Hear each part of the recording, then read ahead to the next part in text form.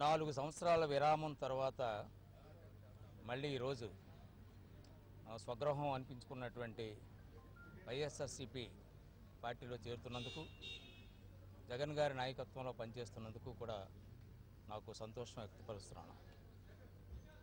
ఈవేళ జగన్ గారు ఈ రాష్ట్రానికి ముఖ్యమంత్రి కావడం చారిత్రాత్మక అవసరం.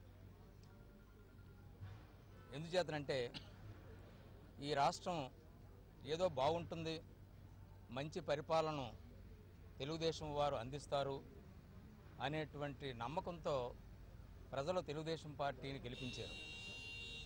కానీ ఆ ఆశలన్నీ కూడా వమ్మైపోయాయి. ప్రభుత్వం పూర్తిగా విఫలమైంది. అవినీతి విలయతాండవం చేస్తుంది. ఎవరూ కూడా సామాన్య ప్రజలు డబ్బు చెల్లించకుండా పనులు చేయించుకునేటువంటి పరిస్థితులు లేవు. చంద్రబాబు గారు పరిపాలనను గాలికి వదిలేశారు. కేవలం రాజకీయమే పరమావధిగా, అధికారమే పరమావధిగా పరిపాలించారు తప్ప ప్రజల బాగోగులు, సాధారణ ప్రజల తాలూకు మంచి చెడుల గురించి ఆలోచన చేయడం విస్మరించారు. ఆఖరి రోజుల్లో 2 నెలల్లో ఎన్నికలు ఉంటాయనగా ప్రజలు జ్ఞాపకం వచ్చి పప్పు బెల్లాలు పంచుతున్నారు. పప్పు బెల్లాలు పంచితే మనకు ఓట్లు పడిపోతాయి అనేటువంటి విశ్వాసంతో, ప్రజలు తెలివి తక్కువ అనేటువంటి భావంతో ఈవేళ గతం అంతా మర్చిపోతారు, మళ్ళీ నా వెనక వస్తారు అనేటువంటి విశ్వాసంతో ఆయన ఈ పప్పు బెల్లాలను ఇవ్వడం అనేటువంటి జరుగుతోంది. ఇలాంటివి ప్రజలు చాలా చూశారు. విజయభాస్కర్ రెడ్డి గారి టైం నుంచి ప్రజలు ఇటువంటివి చూస్తూనే ఉన్నారు. ఎన్టీ రామారావు గారు తెలుగుదేశం పార్టీ పెడుతున్నప్పుడు నేను 2 రూపాయల కిలో బియ్యం పెడతానని చెప్పినప్పుడు, ఇస్తాను అన్నప్పుడు విజయభాస్కర్ రెడ్డి గారు ముఖ్యమంత్రిగా ఉండి నేను ₹90 ఇస్తానని చెప్పి ఆయన ఇంటర్వ్యూ చేశారు. కానీ ప్రజలు అటువంటి జిమ్మిక్స్ ఎవరు కూడా నమ్మలేదు. నమ్మకుండా తెలుగుదేశం పార్టీని మళ్ళీ తీసుకురావడం అనేటువంటి జరిగింది. ఈవేళ తెలుగుదేశం తాలూకు ఉనికిపోయింది. తెలుగుదేశం అంటే ఏ కాంగ్రెస్ పార్టీ ఈ రాష్ట్రం నుండి, ఈ దేశం నుండి వెళ్ళగొట్టబడాలో అటువంటి కాంగ్రెస్ పార్టీని డీథ్రోన్ చేయడం కోసం ఎన్టీ రామారావు గారు తెలుగుదేశం పార్టీని పెట్టడం జరిగింది. దానికి ఆయన కృషి చేసి రాష్ట్రంలోనూ నేషనల్ ఫ్రంట్ చైర్మన్గా కేంద్రంలోనూ కూడా కాంగ్రెస్ ప్రభుత్వాన్ని దించడం జరిగింది.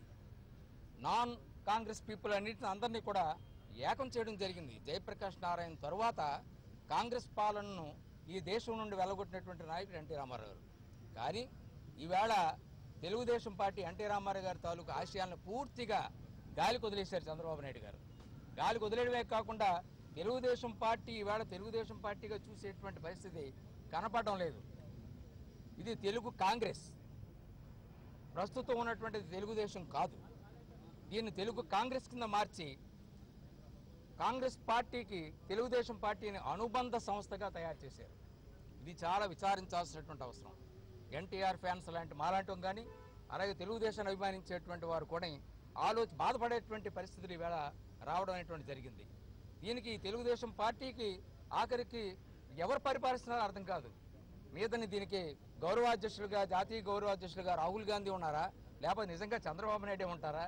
ఇదంతా అనుమానాస్పదంగా ఉండేటువంటి పరిస్థితి. ఏ క్షణంలో అయినా ఈ తెలుగుదేశం పార్టీని కాంగ్రెస్ పార్టీలు నిమజ్జనం చేసేటువంటి పరిస్థితులు కూడా మాకు కనిపిస్తున్నాయి. అంటే ఆయన మీద విశ్వాసం లేదు. ఈ స్ట్రక్చర్ మీద ఆయనకు విశ్వాసం పోయింది పూర్తిగా.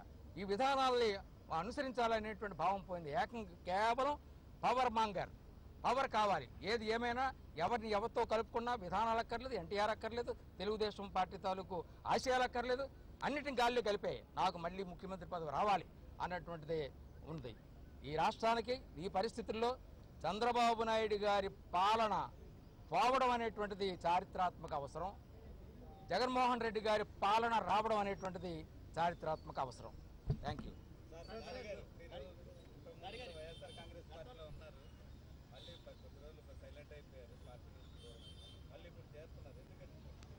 కొన్ని స్థానిక పరిస్థితుల వల్ల, ఇప్పుడే చెప్పాను, ఓపెనింగ్ అలా చెప్పాను, కొన్ని స్థానిక పరిస్థితుల వల్ల వీరికి దూరం కావాల్సి వచ్చింది. ఇప్పుడు ఆ స్థానిక పరిస్థితులు కూడా క్లియర్ అయ్యాయి. కాబట్టి ఇవాళ మళ్ళీ వారి చేతికి వారి నాయకత్వాన్ని అంగీకరించి ఇక్కడ రావడం మేము ఇప్పుడు పార్టీలో చేరాం కాబట్టి మమ్మల్ని ఏ రకంగా పార్టీ ఉపయోగించుకుంటారన్నటువంటిది జగన్మోహన్ రెడ్డి గారి తాలూకు నిర్ణయం.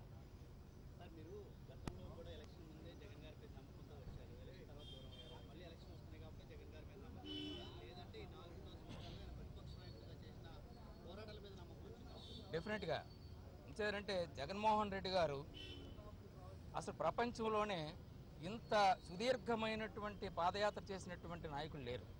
చాలామంది పాదయాత్ర చేశారు, లేకపోలేదు, పెద్దలు చేశారు, వినోబా భావే దగ్గర నుంచి పాదయాత్ర చేసినటువంటి వారు ఉన్నారు. కానీ ఇంత సుదీర్ఘమైనటువంటి పాదయాత్ర చేసినటువంటి వారు ఎవరు లేరు. ఒక రాజకీయ నాయకుడిగా ఈనాటి కాలంలో జగన్మోహన్ రెడ్డి గారు పాదయాత్రలు చేయడం వల్ల ప్రజల సమస్యల్ని ఎక్కడికక్కడ అడుగడుగునా ఆయన చూడడం అనేటువంటి జరిగింది, ఎక్స్పీరియన్స్ చేయడం అనేటువంటిది జరిగింది.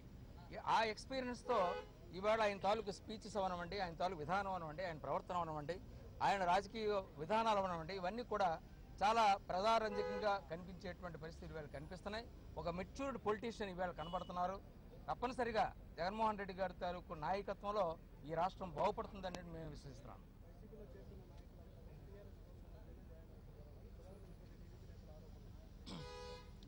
చంద్రబాబు నాయుడు గారు అనేక ఆరోపణలు చేయడంలో సిద్ధహస్తులు.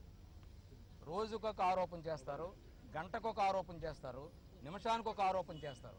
ఆయన విశ్వాసం ఏంటంటే ఆయన ఇప్పుడు కూడా ప్రజలు వాళ్ళకి షార్ట్ మెమొరీ, వాళ్ళు మర్చిపోతారు, వాళ్ళకి ఏది జ్ఞాపకం ఉండదు. గంట కింద చెప్పినటువంటిది ఇవాళ మనం మార్చవచ్చు, గంట తర్వాత మన స్టేట్మెంట్ మార్చుకోవచ్చు. ఏదో సినిమాలు చూపించేవారు డబుల్ టంగ్ అని చెప్పి. ఇప్పుడు డబుల్ టంగ్ కాదు చంద్రబాబు నాయుడు గారిది, మల్టీ టంగ్.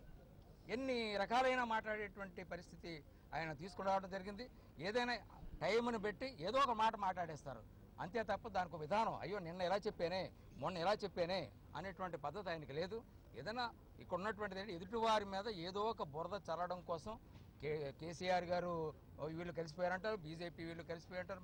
ఆయన కలిసిపోయిందని సంగతి ఏంటి? ఆయన రాజకీయ చరిత్రలో ఎంతమందితో కలిశారు, ఎంతమందితో విడిపోయారు, మళ్ళీ ఎంతమందితో కలిశారు, ఈవేళ ఎంతమందితో ఉంటున్నారు, ఆయనకు వర్తించవా ఇవన్నీ కూడాను? ఆయన ఉలివింద గింజలాగా ఉండకూడదు. తనకున్నటువంటి లోపాలు ఆయన సరి చేసుకోవాలి తప్ప ఎదుటివాడి లోపాలను చూపించి రాజకీయ ప్రయోజనం పొందాలనేటువంటి విధానానికి ఆయన స్వస్తి చెప్పి నిజాలు మాట్లాడడం అనేటువంటిది చేస్తే అది మంచిదని నేను సూచన చేస్తున్నాను. So thank you.